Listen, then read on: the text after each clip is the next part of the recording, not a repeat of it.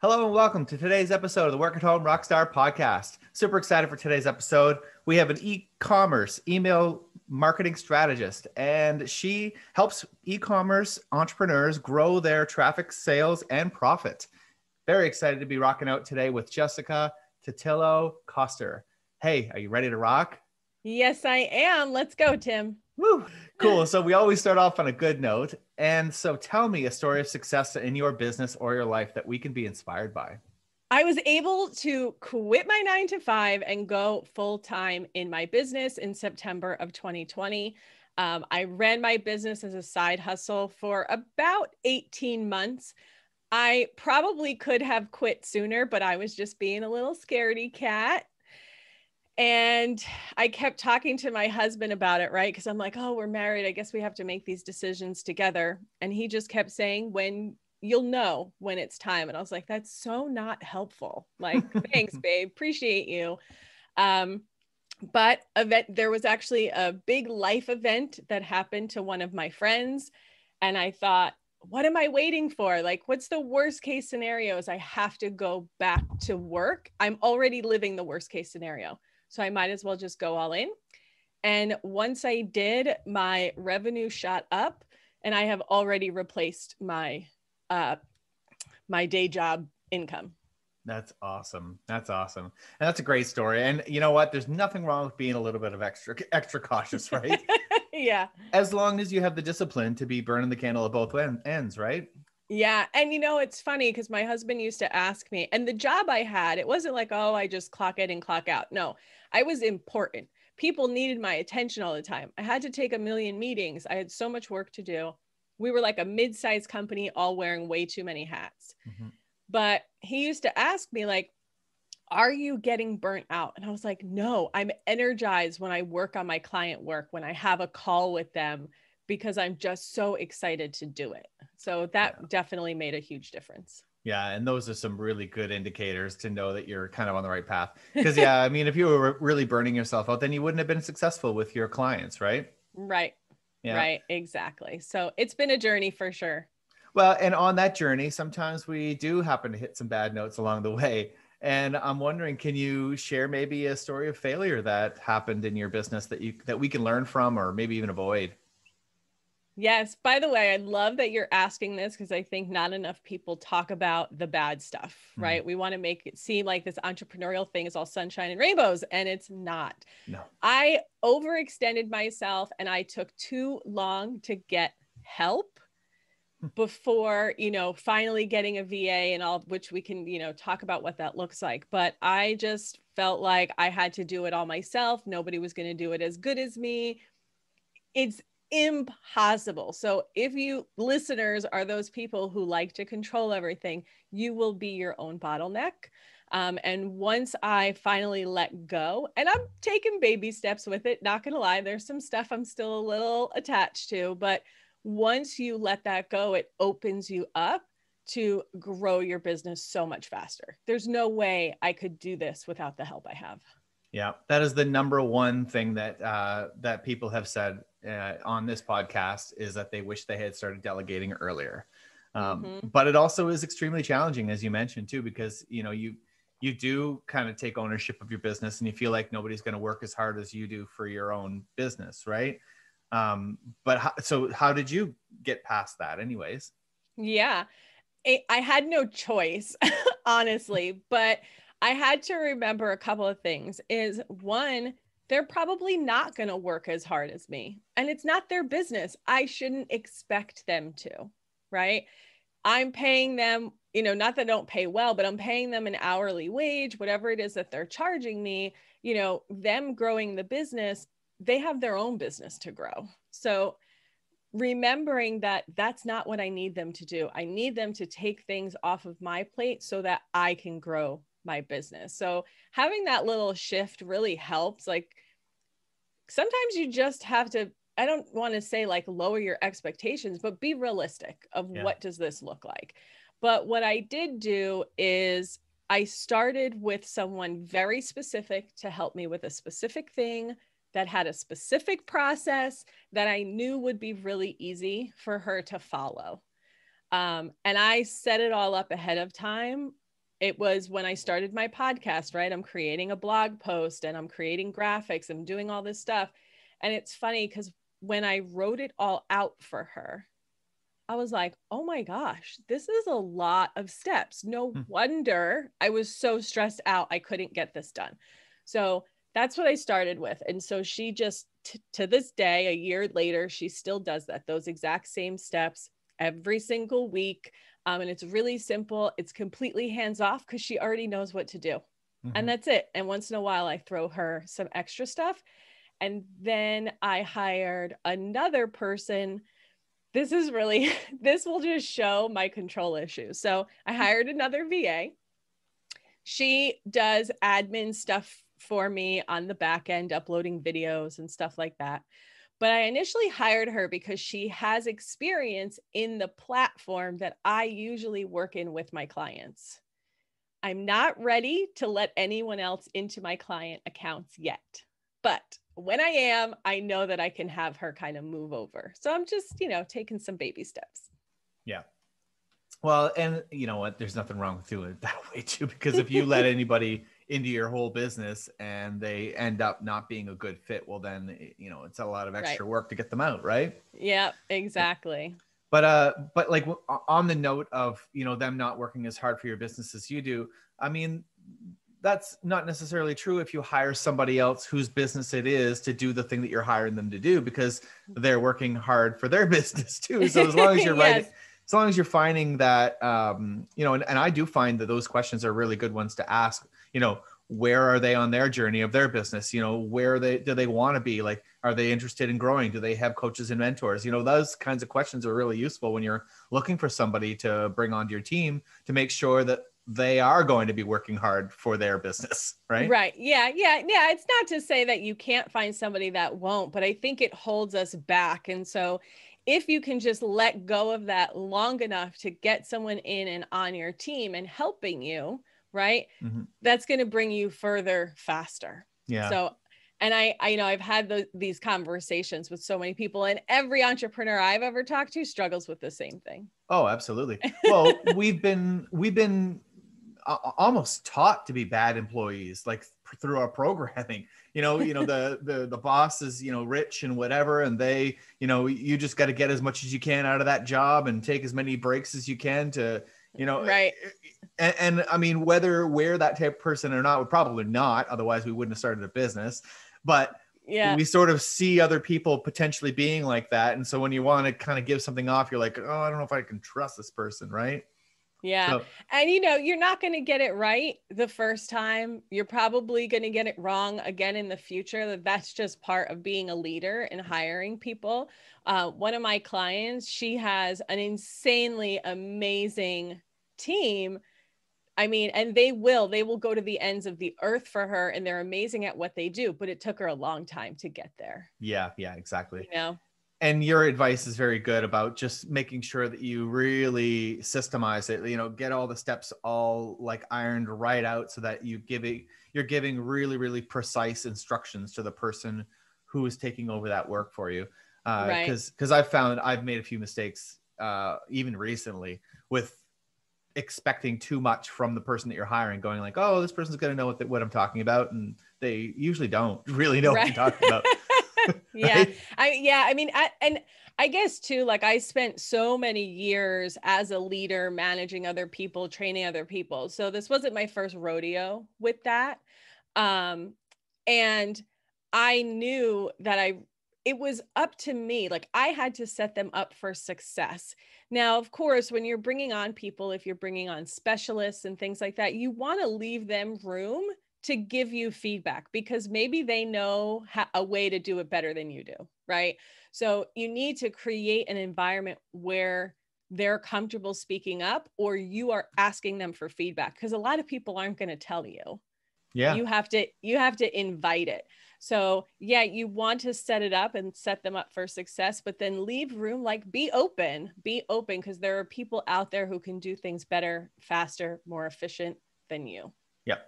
Yeah. And you can be clear about why you're hiring somebody. If you're hiring somebody just to produce something that you want them to do your way, then that's one thing. However, like you say, I mean, why not find somebody who's got expertise in that area who can give you feedback and maybe teach you how to do it better, right? Yeah, absolutely. So now that was obviously a lot of information about the band. So the next thing I want to talk about though is how to get fans, how to attract people to look at what it is that you do and how to grow that awareness, I guess, of your brand. So how do you do that? Yeah, for sure. So I actually started my business by accident. It was right when Shopify and MailChimp broke up. And I had been talking to a lot of people in Facebook groups because I just loved being around that entrepreneurial energy, even though I still had a full-time job. And I started talking to them about Klaviyo because that was the email platform that I had been using for the last 3 years in my business. And there were 2 people who reached out to me with help for help. So it was on Facebook. They just private messaged me, had no idea who they were. They just saw me giving value, answering people's questions, right? Without expecting anything in return. About, I would say probably 90% of the people that I have worked with in the time that I've been doing this can be traced back to those first 2 people. Most of my business is built on referral at this point, and it's amazing. Nice. I have a very similar story. Only it's one person. Yeah. I mean, cool. It really, and I do the marketing things, right? I have Instagram, I have a podcast now, all of that stuff, but it really is the referral that has driven my business. And it really shows me that if you just show up where your people are and give them value without expecting anything in return, it's going to come back tenfold to you. It doesn't have to be hard. You don't have to be like icky, salesy, pitching yourself all the time, because I know everyone hates to do that, but we still have to show up and be visible. And you do a really great job and create a really great relationship with the people that you do work with. And I'm known now in the e-commerce entrepreneurial space. I'm the Klaviyo girl. And so I have some people who I get on a discovery call with them, and I always ask them, like, where did you find me? And they're like, oh, somebody mentioned you. And like, they don't even remember, but I'm just the go-to for what I do. And I did that in a very short amount of time, in my opinion, anyway. So just show up to serve, create great relationships, and that is going to change the game for you. I've never advertised. Yeah. I mean, I probably will at some point, but I haven't had to. No. Yeah. So you do that through like social media groups? Mm-hmm. So Facebook groups. And when I started out, I was in a lot of other people's groups, or I would be, so because I work with e-commerce entrepreneurs, a lot of like the apps that you use for Shopify will have groups, which I was in already because I was using those apps in my day job, right? And I still needed that support and insight. So I just, got around the people, showed up to be helpful. And even there was one group, look, I don't recommend you just go in and start pitching yourself randomly in groups. That's super rude. You'll get kicked out too. Yeah, exactly. Yeah. But there are group admins who have recognized me for how much value I give without ever asking for anything, and then actually invite me to pitch myself if I want. Ah, nice. So it's all about the relationships you build. So how much time, and let's just say somebody's listening to this, they're like, oh, okay, this is really good because I need to grow so they go into these Facebook groups. How much help do you give before it's now costing you money? Like, where's that balance of like, shouldn't they be a client? Like where do you draw the line? Yeah, well, here's what I've learned, and this may be different for different businesses, mm-hmm. right? But I do offer execution services. So if you have an e-commerce business and you need your email automation and you're trying to get onto Klaviyo and you're overwhelmed, you just want somebody to do it for you and like teach you what to do next, I can give away everything, and they're still going to come to me and say, oh, can you do it for me? Yep. And Awesome. actually, the more I give, the more likely they are to ask me to do it for them, because now they're like, oh, no way, I'm not doing all of that. Yep. And they know you know how to do it because you just Yeah. explained it all. Oh, I love it. Yeah. Okay. That's what I was looking for. Because I'm 100% on board with that. Like if you go in there and I mean, some people will give out free courses and all that stuff. And even then, someone will still want to hire you to do it because they just don't want to go through the course. They don't want to get it done. And when you think about it, what I've found is that the people that want to do it themselves don't really want to pay you to do it anyway. Yes. So you're going to end up in this weird conversation with them anyway. Yes, exactly. I liken this to, I come from a fashion background. So if you have any fashionistas, they're going to get this. But you think about luxury, like luxury designer stuff, right? And people wonder if knockoffs hurt their business. And no, it doesn't, because the person who can afford the real thing is going to buy the real thing. They're not going to buy the knockoff. Yeah. Because the person who buys the knockoff is the one who can't afford the real thing anyway. So people always ask, where do you draw the line between what you give away for free and what you make people pay for? I give it all away. Love it. Love it. Yeah. And I think that's really good advice because when it comes down to it, like the person, like I build websites, I do like IT support. And so I'm right on board with all this stuff because I can go into a group and I can tell people how to get things done. But really the clients that I really want, we talked about this earlier about the difference between, someone who's being hired to produce things the way that they want it done versus someone who wants your expertise. Well, it is way more fun to have a client that wants your expertise. Yeah, totally. I mean, you're designing something, you want to be able to just like let loose and design something really awesome versus like, oh, it needs to be done exactly this way. Oh, okay, let's do it your way then. Yeah. And I personally, like, if you don't want my expertise, then I don't want to work with you, because you're not going to feel like it was worth it, right? Mm-hmm. You're paying me for my strategy based on my experience and my ability to understand your business and your customer very quickly versus if you're just hire a VA then to just execute what you want them to do. Yeah, exactly. So now, exactly. And the customers that you're going to attract by giving all that information out are the ones that are like, yeah, no, you do it. I trust that you know what you're doing. You know, I do it however you want to get it done. Just make sure it gets done. And those are the clients you want. Exactly. And I think, like I have a podcast also, and some people start a podcast with the intention of it being at the top of their funnel, right? That's how people are going to find them and discover them and all that. My podcast is really middle of funnel. So they hear about me from someone, we meet on Instagram or Facebook or something like that. Then they go and listen to my podcast. And by the time we get on a call, they're like, please, I'm going to buy whatever you're going to sell me. Please help. Because they're already convinced that I can help them. So it's been a game changer for sure. Love it. Okay. So let's talk about cash flow then and keeping the hat full. How do you how do you set that up, I guess? Yeah. So I kind of come from this at two angles. And like I mentioned earlier, I have a retail background, right? So numbers are kind of my thing. I went to business school, done the accounting thing. One thing I will say is I still and will continue to do all of my own bookkeeping. I don't have a lot of transactions, right? Because I'm doing higher, bigger projects. But because I have to be in there every week, I know where all my money is at, right? So not that you can't outsource it, but don't check out of the process if you do outsource it to someone else. That's the more time you spend with your money, the more it's going to grow. I've proven that to be true to myself multiple times, even though I didn't believe it when I heard it the first time.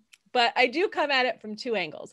One is, of course, what does it cost me to run this business without any clients, right? I have fixed costs.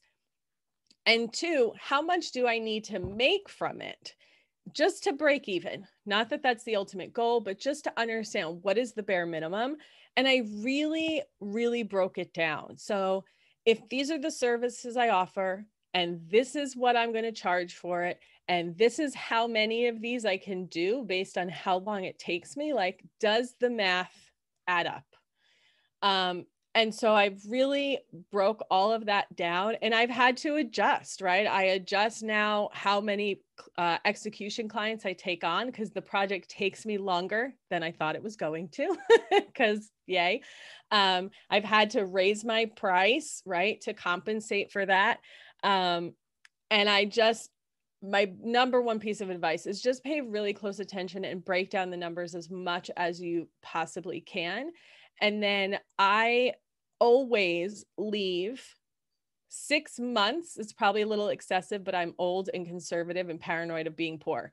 I leave 6 months of operating expenses in the business account at all times, so I never have to stress.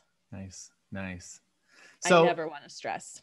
I want to focus in on one thing you said there, which is raising prices, because this is coming from experience. How do you raise prices to clients that you currently have, or do you? So I generally work on a project basis. I don't have a lot of like retainer clients. So I haven't totally been in this experience. There are clients that I have, quoted in the past, and maybe they weren't ready to move forward. And when I quoted them again, I quoted them the new price. Like, this is the new price. Yeah. I have had to work a lot on this. Yeah. Just my own mindset about the value of the service that I provide. And I don't have any magic tricks. It was just practice, right? It was watching other entrepreneurs set their boundaries, right? And be really intentional and like not afraid. So it was watching all of those other people, my husband being one of them.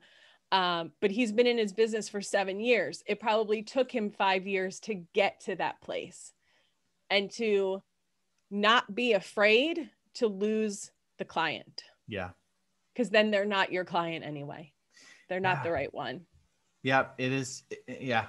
It is very, very, very difficult, especially if you've been working with somebody for a very long time and all of a sudden it just isn't making sense at all. Like, because oftentimes, when you first get started, your prices are usually quite low and you sort of build from there, right? As you get more demand, it's just one of those things. Yeah. And then there may be a situation. I ended up in a situation where there was a client that was making my prices from 4 years ago. And it just got to a point where I can't. And I guess maybe what I'd like to make sure people understand is that don't leave it that long. Because for sure. Because I thought I was doing this person a favor by keeping that price so low for so long, but then eventually it got to a point where I can't even gradually increase it at this point, because it would take another 4 years to do it. Right. And you'll just start to resent working with them, doing their stuff, because it's like, I could have another client right now making, more than double. More than double. Yeah. So like it is not, look, you are an entrepreneur, you are a CEO, you started this business because you didn't want to work for anybody else. With that comes, like I like to say, is we have to put on our big girl and big boy panties, right? And we have to set those boundaries. And I sound like I got it all together, but don't let me fool you. Like, it's been a struggle. It's really been a struggle. And it's just a constant thing you have to work on. I did hear, I can't remember, I was listening to a podcast, can't remember who it was, but she was talking about this specifically. Mm-hmm. And what she said is, give them like 3 months ish notice, like, hey, this is what's happening, mm-hmm. And if they decide not to move forward with you, that's just opening up an opportunity for you to get another client who will pay you your current prices. Yeah. Tough stuff. It is. It's so hard. Well, and I think that, maybe that comes back to making sure that you've got a good support system and make sure that you connect with other entrepreneurs, listen to podcasts like this, because I find the more of that comes in and the more people that I talk to like you're like, okay, I feel better about this, because it just makes you feel like crap when a customer gets mad at you because, you're just trying to put food on the table, right? and grow your Yes. business, right? I mean, come on. Yes, totally. And, I think about, like, really think about whatever it is that you do. Like, if you're a service provider, right? I think about and I generally, like, the people who are going to pay me for my email services are people who are probably already making multi six going into early seven figures in their e-commerce business, right? Mhm. They're going to see the return in a month. Yeah. In a month, right? When I set those automations up that make them money on autopilot. So it was like, you have to really remember you are solving a problem. You are creating so much value in their business or their life. Like, you are changing the trajectory. I can never pronounce that word, of their life or business. Like, Yeah, that's so powerful. absolutely. So Jessica, it's time for your solo. Tell us what you do. Yes. So I work with e-commerce entrepreneurs, helping them grow their traffic, sales, and profit. And I generally do this through email marketing, as we've discussed, or just like high level overarching consulting, which can be anything from, marketing to SEO and everything in between. Like, I've been in the retail game for 20 years. I ran a multi seven figure e-commerce business as the only employee for 3 years. I've been around the block. And I really like to teach people everything I learned the hard way so that they don't have to. And this is the best job I've ever had. I love it. Absolutely love it. Awesome. So now if I wanted to learn more about this, where would I go and how would I find that out? Yes. So you can find me at ecommercebadassery.com. And then I'm e-commerce badassery on all the channels. Instagram's where I hang out the most. So you can definitely come find me there. Awesome. That sounds like a fun group. Yeah. Right on. Well, thank you so much for rocking out with me today, Jessica. This has been a lot of fun. Yeah. Thank you so much for having me, Tim. Been a blast. Cool. And to the listeners, make sure you subscribe, rate, and comment. We'll see you next time on the Work at Home Rockstar podcast.